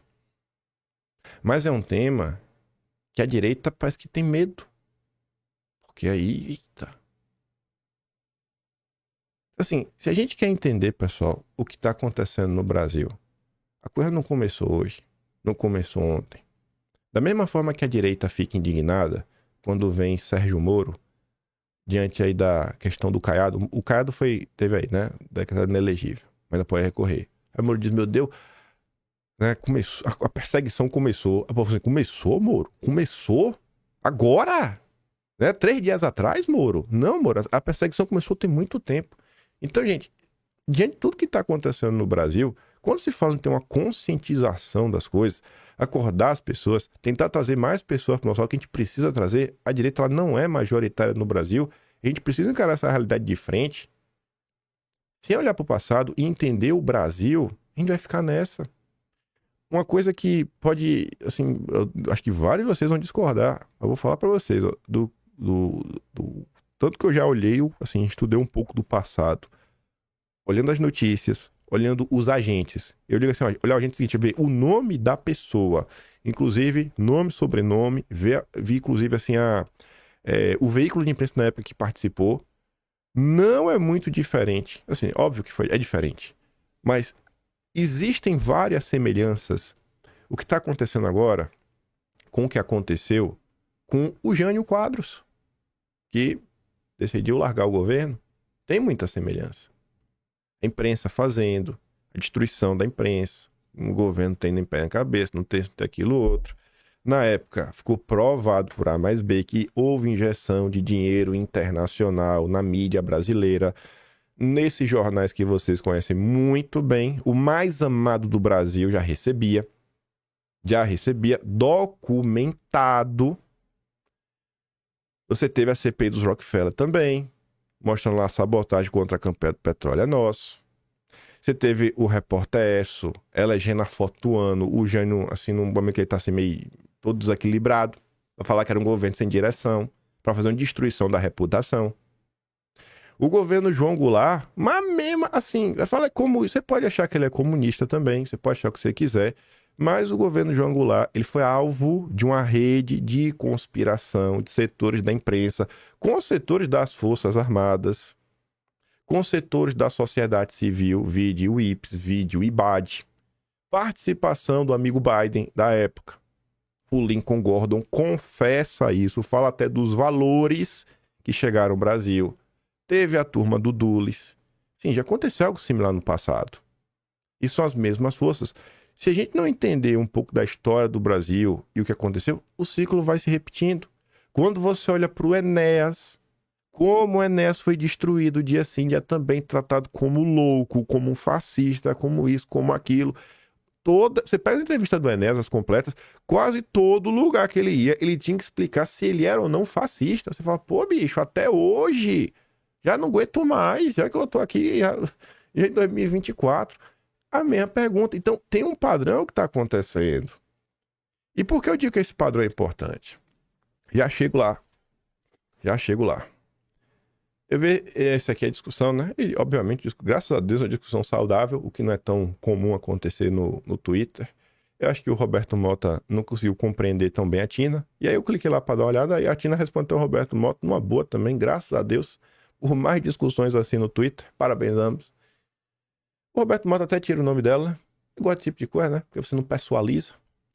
Se fosse tão simples, Venezuela e outros países não estariam na situação que estão. Estados Unidos, com toda instituição democrática forte, já começava a sucumbir de quem vê a solução de um povo unido num só coro para salvar o país. Teoria e jargões sem prática não salvam o país. Assim, você tem que ter a teoria, você tem que ter o jargão, mas você também tem que ter a prática. Aí o Roberto Mota fala o seguinte: quem disse que era simples? Ação sem teoria, sem estudo, reflexão e entendimento reduz em histeria, apatia ou maus julgamentos. Povo unido, sente o odor marxista da expressão, não adianta de nada se as ideias forem erradas. Eu acho que ele não entendeu tanto. Eu não disse que alguém falou que é simples. Foi só uma forma de expressar o quanto tudo é complexo. O que eu acho que você não entendeu na minha colocação é que tudo parte de querer e escolhas. E exatamente isso acontece quando se tem iniciativas. E mudanças só acontecem, de fato, quando o povo vivencia a situação, percebe que não é o que quer e se posiciona. Mas nada acontece em um passo de mágica. Existe uma construção, onde a somatória de conhecimento, experiência, teoria, prática, ideias, valores e ações se estabelecem. Um abraço. Ela fala, pô, não é teoria e jargão, é teoria e jargão sem prática. Também tem que ter a prática. Mas não é só ficar nessa discussão. Tem que ter esse movimento. E esse movimento, ele não vai sair se não for pelas mãos das pessoas que têm o mandato.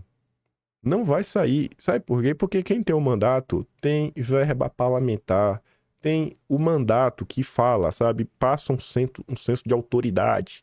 Eu fui eleito, eu sei como ser eleito, eu posso te eleger também. A gente precisa de números. O cara tem condição de viajar, rodar o país, colocar seus assessores para fazer esse trabalho. Os partidos políticos idem. Hoje, eu acho que falta também esse trabalho. Então precisa disso. E outra coisa também que acabou me incomodar, por exemplo, tudo é comunismo, cara. Sabe? A menina falou povo unido, sente odor marxista. Que marxista, bicho? A menina é de direita, sabe? Tudo é isso. Lá no Quinto Elemento, o Arthur entrevistou o Dugin. Viramos a direita duguinista. É uma loucura, sabe? Aí você defende que temos que ter um foco maior na economia produtiva, não na economia rentista. Você é um comunista. Sabe assim, pelo amor de Deus. Tanto problema que tem no Brasil e fica assim uma disputa sobre o que é ser de direita no Brasil. Mas um plano assim, mais concreto, mais real. Uma ação real. Sabe? Tá faltando. Tá faltando. Vou trazer aqui ainda alguns problemas da esquerda antes de olhar alguns setores da direita. A síndrome do esquecimento coletivo. Esse cara é de esquerda.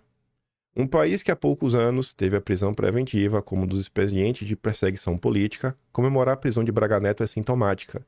Não há atualidade que justifique a prisão por obstrução de justiça ocorrida em agosto de 23.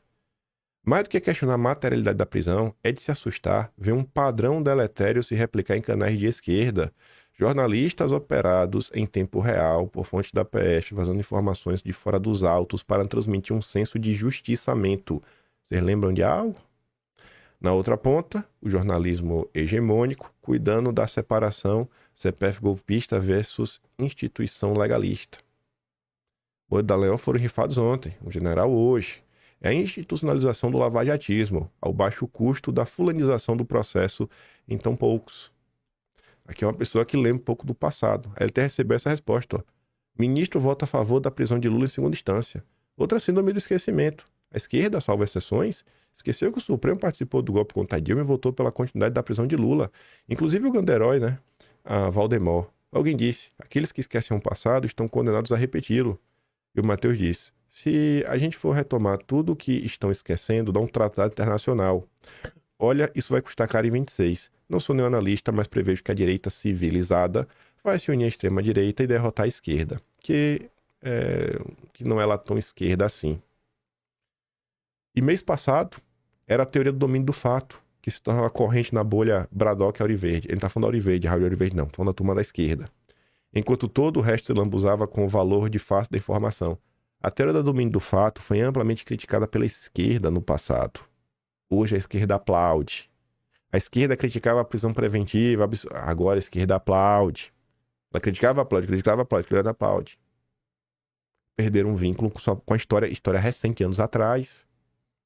A gente tem que entender pra gente incorrer em certos erros. Vou ler só a parte de baixo. Ó. Como os liberais não têm voto, eles tentam ganhar no tapetão pela via judicial, ou impondo políticas, como o teto fiscal, independência do Banco Central, que lhes permite comandar o Estado mesmo estando fora do Estado. Os liberais são a força golpista por excelência do Brasil. E realmente, você pega a história do Brasil, desde o golpe da República de 1889, passando 32, 64, os liberais estavam em todos. Aí, veja isso daqui.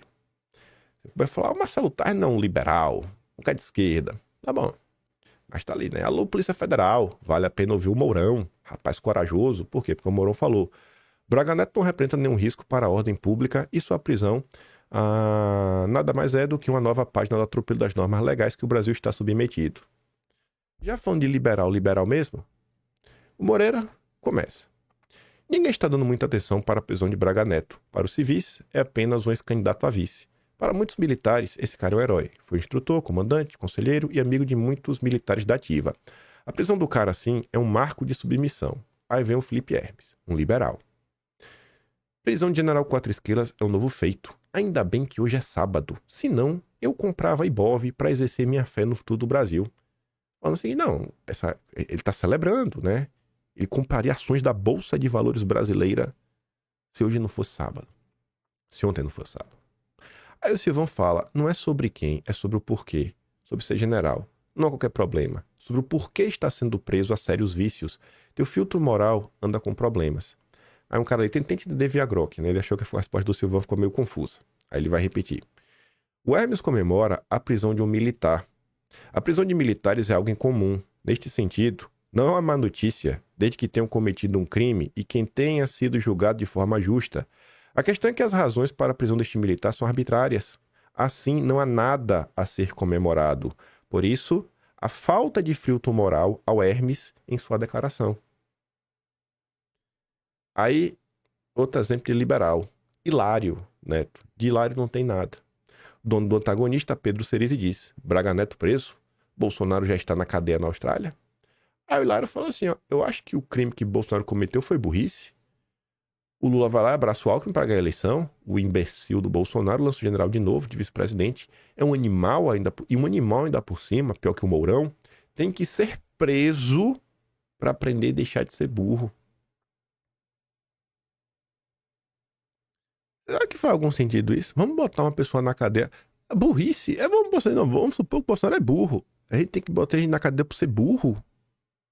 É sério mesmo? Tem que ir pra cadeia por ser burro? Aí o Cerezo ainda vem, né? Não tem nada a adicionar. Nada a adicionar. Se a gente não conhecer o nosso passado, não conhecer o Brasil, não conhecer quem são as pessoas, a gente vai ficar nesse eterno ciclo que vai se estender por anos e anos e anos e anos e anos e anos. Sabe? Acho que a maior parte de vocês não são pessoas intransigentes, 100% assim, puristas, que tem que ser super direito. Não, você até entende assim, algumas movimentações em prol de conseguir algumas coisas.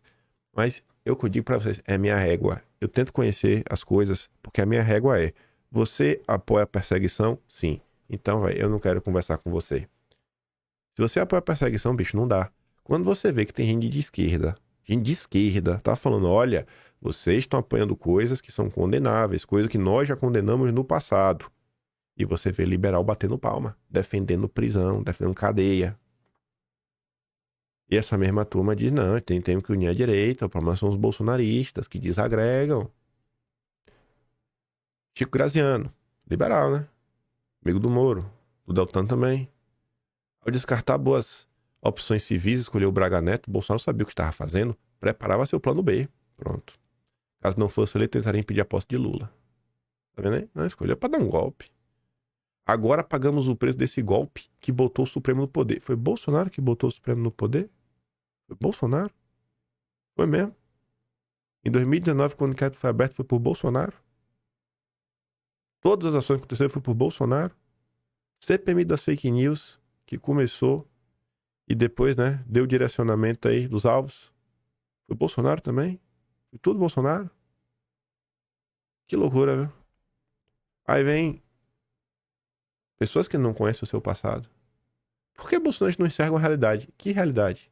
A que o Felipe Moura Brasil autor da matéria Blogueiro de Crachá, que foi a partir dessa matéria que a CPI da Fake News começou a andar e teve a lista?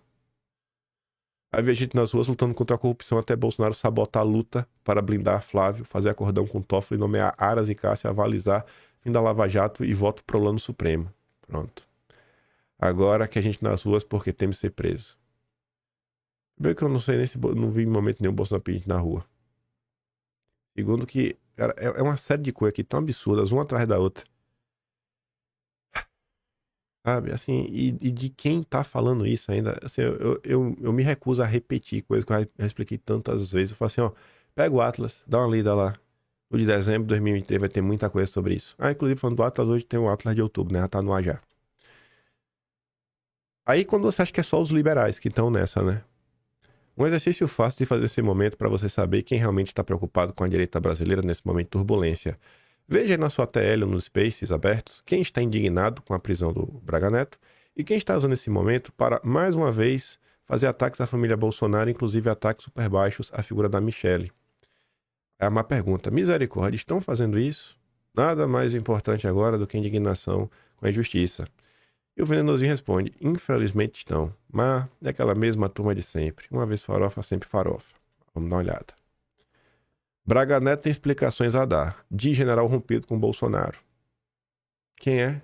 Paulo Chagas. Paulo Chagas é aquele general que levou um soco no militante de esquerda, né? Continua apanhando da esquerda até hoje. Aí, olha que curioso, né? O cara tá batendo palma pro que tá acontecendo, né? O Braga Neto tem que se explicar. Tem que se explicar o Braga Neto. Matéria aqui de 2019, ó. Abril. General Chagas sob operação de fake news. Acho graça, é ridículo. Ele falava de busca e apreensão do ministro. Ninguém pediu pra ele se explicar. O Braga Neto não pediu pra ele se explicar, não. Na época todo mundo saiu em defesa dele. Você vê como são as coisas, né? Achei graça, é ridículo o ministro Supremo exacerbar suas atribuições para tentar intimidar o cidadão comum. Isso aí, cara. A decisão foi feita pelo ministro e faz parte do inquérito que apura a veiculação de notícias falsas contra membro da corte, a pedra de inquérito das fake news. Tava só começando. O general foi apoiado por Bolsonaro em 2018, não venceu, mas foi com raivinha. Ele é crítico ferrenho dos membros do Supremo como arma. Ele usa o Twitter, Facebook, WhatsApp e Instagram. A imprensa também não ajuda, né? Não sou contra o Supremo, acho que esses ministros estão muito aquém na hipótese da corte. É um trabalho discutível que eles decidem numa hora e revogado em outra. Isso provoca segurança jurídica. Chagas chegou a usar a decisão da Raquel Dodge para endossar seus argumentos. O papel do ridículo foi tanto que até a PGR já disse que não é cabível. Logo após o cumprimento de mandado de busca e apreensão em 3 estados contra 7 alvos, Raquel Dodge decidiu arquivar o inquérito, né? Embora a decisão do ministro mandasse bloquear suas redes sociais de todos os suspeitos, o general da reserva reafirmou que suas contas nas plataformas continuam funcionando. E hoje o Chagas quer que o Braga Neto se explique.